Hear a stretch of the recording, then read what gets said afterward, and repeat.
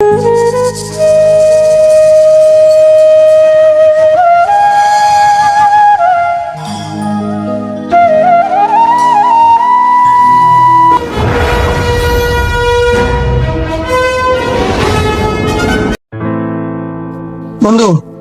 গত সপ্তাহে তো আব্বাস চাচা মারা গেল।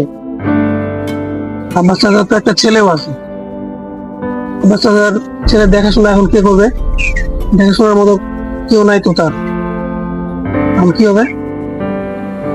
হ্যাঁ বন্ধু, আমিও তাই শুনলাম। ওর চাচা নাকি ওকে ঠিক মতো খাইতে দেয় না, ওর উপর অত্যাচার করে, মারধর করে। হ্যাঁ বন্ধু, সেই দিন ওর বাসার সামনে দিয়ে আমি যাচ্ছিলাম, তখন দেখলাম ওর চাচা ওর উপর অনেক অত্যাচার করতেছে। যাই হোক, আমাদের তিনজনকে একটা ব্যবস্থা নিতে হবে। হ্যাঁ, তাহলে আমাদেরকে এর একটা ব্যবস্থা না লাগবে। চলো দেখি কি করা যায়।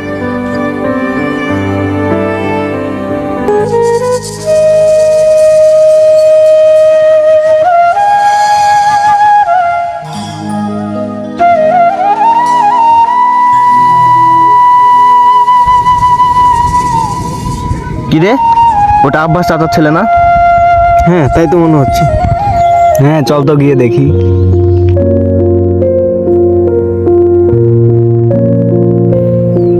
কি রে, তুই এখানে কেন? তোর চাচাকে আজ কেউ কিছু বলেছে নাকি তোকে? আরে চেহারার কি অবস্থা দেখেছিস বাবা মারা যাওয়ার পর? তোর চাচাকে তোকে আজও অত্যাচার করেছে তোর উপর? কিছু বললে আমাদেরকে বল, আমরা কিছু একটা ব্যবস্থা নেব। কান্না করতেছিস কেন? বল কি হয়েছে আমাদের, দেখি তোর জন্য কিছু করতে পারি নাকি। কিরে, রোজা আছিস? সেহরিতে আজ কি খেয়েছিস?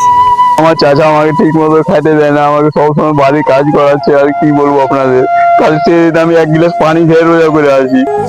আল্লাহ, কেন আমার বাপ মা আমাকে এতিম রেখে চলে গেল? আল্লাহ, কেন আমার মরণ নিলে না? আল্লাহ তুমি। আরে পাগল, এগুলো কথা বলতে হয় না। চল দেখি তোর চাচার কাছে। হ্যাঁ উঠ, চল দেখি কি করতে পারি আমরা। চাচা, বাড়িতে আছেন? থাকলে একটু বাইরে আসেন তো। কে রে, কে টাকাটি করে? আর তোরা এখানে কি করছিস? আপনার ভাতিজার মুখে আমরা যা শুনলাম, এগুলা কি সব সত্যি? হ্যাঁ, সত্যি হোক আর মিথ্যা হোক, তাতে তোদের কি? আর তোরা এখানে কি করছিস? দেখেন, যা হওয়ার হয়েছে। ওই তো এতিম ছেলে, পৃথিবীতে ওর আপন বলতে এখন কেউ নাই। এখন ওর আপন বলতে আপনিই আছেন। আপনাকেই কিছু এখন একটা করতে হবে। আচ্ছা, আমি বিষয়টা ভেবে দেখলাম, আমার নিজেকে খারাপ লাগলো। এরপর আমি আমার নিজের ছেলের মতো দেখে রাখবো। আয় বাবা আয়, বুকাই, এমন ভুল আর কখনো করবো না।